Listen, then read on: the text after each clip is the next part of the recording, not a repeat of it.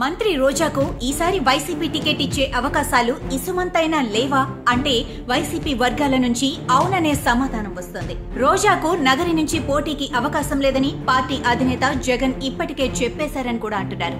నగరి నుంచి వైసీపీ అభ్యర్థిగా శ్రీశైలం దేవస్థానం పాలక మండలి చైర్మన్ రెడ్డివారి చక్రపాణి రెడ్డిని వచ్చే ఎన్నికలలో రంగంలోకి దింపాలని జగన్ నిర్ణయించారని అంటున్నారు.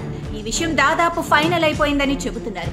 నగరిలో రోజాకు ఎదురుగాలి వీస్తున్నదని, ప్రజలలో వ్యతిరేకతే కాకుండా రోజా అభ్యర్థిత్వాన్ని పార్టీ కార్యకర్తలే వ్యతిరేకిస్తున్నారన్న నివేదికల ఆధారంగా ఆమెకు బదులుగా రెడ్డివారి చక్రపాణి రెడ్డిని నగరి నుంచి బరిలోకి దింపాలని జగన్ భావిస్తున్నారని చెబుతున్నారు. సిట్టింగులను మార్చేసి ప్రజా వ్యతిరేకతను తగ్గించుకోవాలని జగన్ భావిస్తున్నారు. ఆ దిశగా ఇప్పటికే 11 మందిని మార్చేశారు. ముందు మరింత మందిని మారుస్తారని పార్టీ వర్గాలు చెబుతున్నాయి. జగన్ నిర్ణయాలతో పార్టీలో అసంతృప్తి భగ్గుమంటున్నా ఖాతరు చేయటం లేదు. తదుపరి మార్పుల్లో మంత్రి రోజా స్థానం కూడా గాయబ్ కావటం ఖాయమని చెబుతున్నారు.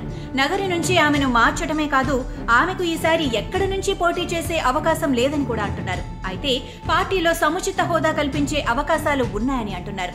అయితే ఇక్కడ చెప్పుకోవాల్సింది ఏంటి అంటే, మంత్రి రోజాకు తనకు టికెట్ నిరాకరించటం కంటే నియోజకవర్గంలో తనకు వ్యతిరేకంగా రాజకీయాలు చేసిన రెడ్డివారి చక్రపాణి రెడ్డికి టికెట్ ఇవ్వటమే ఎక్కువగా బాధ కలిగిస్తోందని అంటున్నారు. అయితే చక్రపాణి రెడ్డికి చిత్తూరు జిల్లాకి చెందిన మంత్రి పెద్దిరెడ్డి రామచంద్రారెడ్డి మద్దతు ఉండటంతో రోజా మాట చెల్లుబాటు కావటం లేదని పార్టీ వర్గాలు చెబుతున్నాయి. ఇప్పుడు రోజాను తప్పించి ఆమె స్థానంలో చక్రపాణి రెడ్డిని బరిలోకి దింపాలన్న జగన్ నిర్ణయంపై రోజా ఎలా స్పందిస్తారన్న దానిపై సర్వత్రా ఆసక్తి నెలకొని ఉంది.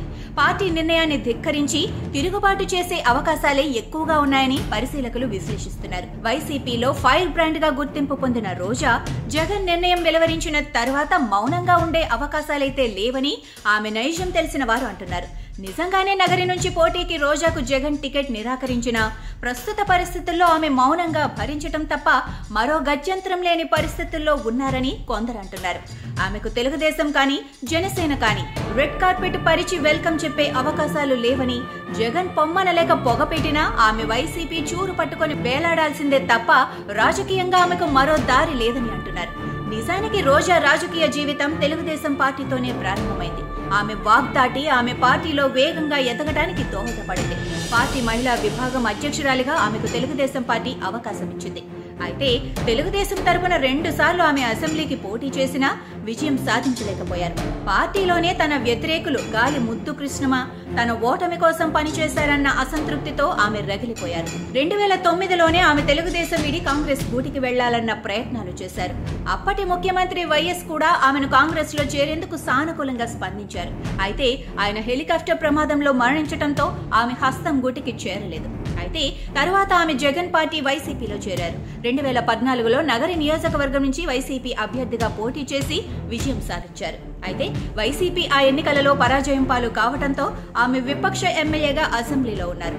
ఆ సందర్భంగా ఆమె చేసిన వ్యాఖ్యలు పెను వివాదాలకు దారితీశాయి. దాదాపు ఏడాది పాటు ఆమె సభ నుంచి సస్పెండ్ అయ్యారు. దీనిపై ఆమె కోర్టుకు వెళ్లినా ఆమెకు ఊరట లభించలేదు. సరే, 2019లో తిరిగి నగరి నుంచి విజయం సాధించిన రోజాకు జగన్ మలివిడత కేబినెట్ లో స్థానం కల్పించారు. మంత్రిగా కూడా రోజా తన విమర్శలు వ్యాఖ్యలతో వివాదాలకు కేంద్ర బిందువుగానే ఉన్నారు. ఇప్పుడు వైసీపీ ఆమెకు టికెట్ నిరాకరిస్తే ఆమె స్పందన ఏమిటి అన్నది ఆసక్తికరంగా మారింది.